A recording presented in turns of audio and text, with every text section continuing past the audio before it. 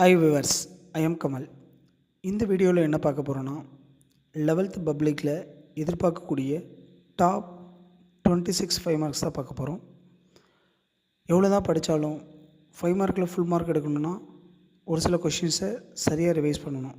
அந்த மாதிரியான important questions தான் இது. நம்ம டோட்டலாக ஒரு unit wise 3 or more question அதாவது 4 கொஷின் ரெடி பண்ணியிருக்கோம். ஃபஸ்ட் லெசன் ஒரு 3 question, triangulation method and radar method, types of error. Third question example sum, time period of simple pendulum using a dimensional formula.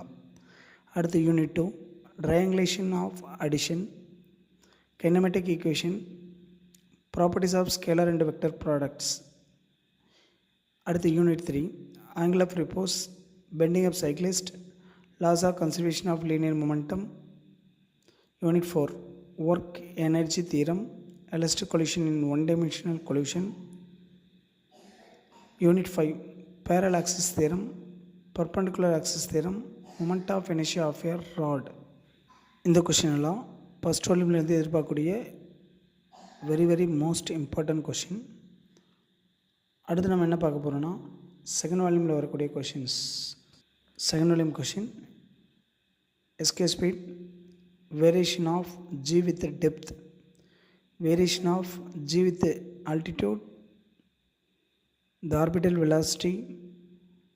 Seventh lesson Bernoulli's theorem, terminal velocity using in Stokes method. At the unit 8 Mayer relation,